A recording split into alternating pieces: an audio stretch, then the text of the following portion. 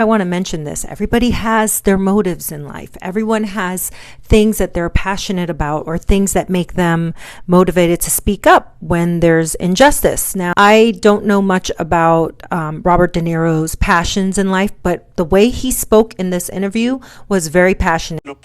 I, as a parent of a child who has autism, I'm concerned, and I want to know the truth, and I'm not anti-vaccine. I want...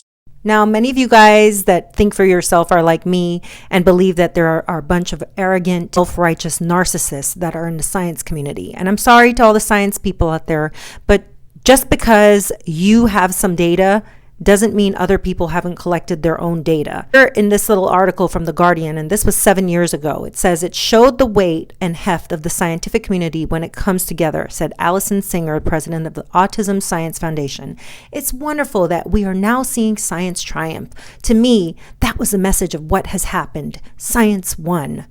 Now, underneath that, you'll see here it says, but after it was taken off the program and De Niro claimed that he didn't believe it contributed to the discussion, this latest interview sees the stars reversing on these comments. What does that mean? It means that the minute the media, the big giant media houses tell you you're wrong, you need to back down and retract your comments. As somebody who understands media and PR, if you do not get along with their message and their prerogative and their agenda, you will be canceled. Now, we've seen so many celebrities back down and not say anything, or they just stay out of the conversations altogether. So I find it bold of Robert De Niro to have even had this conversation on such a big, huge platform like Today's Show. From the filmmakers, frankly, that I the other filmmakers who were in the festival. Whoever they were, I didn't even want to ask, but now I will ask. Robert, it is nearly consensus in the scientific community that there's no link there. Do you believe that's not true? I believe it's much more complicated than that. There is a link, and they're saying there isn't, but there's certain things. The obvious one is thimerosal, which is mercury-based preservative.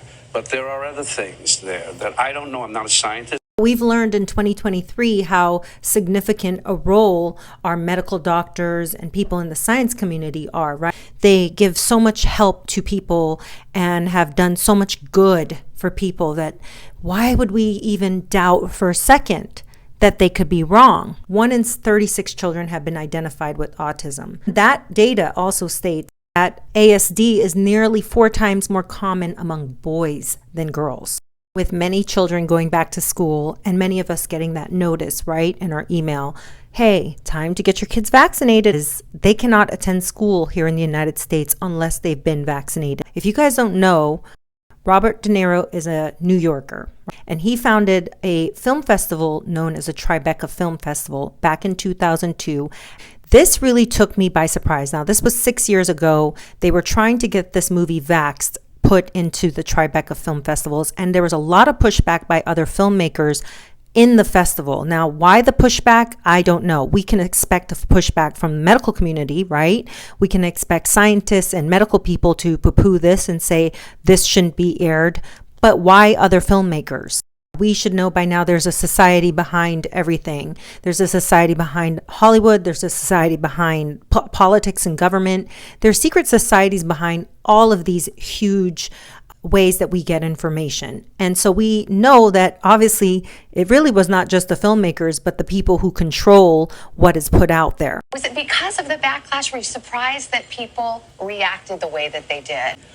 There was a backlash which I haven't fully explored, and I will. But definitely there's something to that movie. And there's another movie called Trace Amounts. And there's a lot of information about things that are happening with the CDC, the pharmaceutical companies. There's a lot of things that are not said. Now, given that Andrew Wakefield, this is the doctor, by the way, he was a former doctor whose license was revoked after this whole Vaxxed movie. This man did his research and was trying to put forward some information to give parents a little bit of interest in, asking the right questions, and, getting more information on why these vaccines are required so early for children.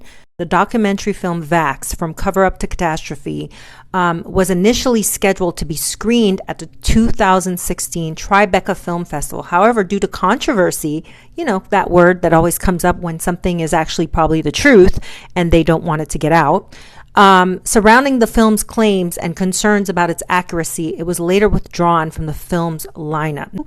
People are told what to do in the industry. But I know, because I've seen so much reaction about just let's find out the truth. Let's just find out the truth. I'm not, I'm not anti-vaccine, as I say, but I'm pro-safe. There are not too many celebrities that will come forward and talk about important issues like this because they're afraid it will affect their brand. It's a bad look to talk about anything controversial. That's why you don't see anyone talking about child abuse or child trafficking, because they know that the people in charge will have a problem with this. But think about it. If more celebrities were willing to come forward and talk about these issues together as one, we would not have as many problems in the world, because they have a platform. They have people that look up to them and admire them. My little boy reached all his milestones early and then got the MMR vaccine and regressed overnight. My child is autistic. Doctors get upset when you bring up this conversation as a concerned parent. But you know what? When I brought up my concerns to the pediatrician, he just brushed me off and told me it was some nonsense and never noted my concerns. Thank you, Mr. Niro. Really, it's worthless to say thank you when 5 minutes later they retract everything that they say for fear of being, punished. Sad that I like this woman right here. She says, even though this is an old interview, I'm just seeing it now, and I'm happy that he spoke up.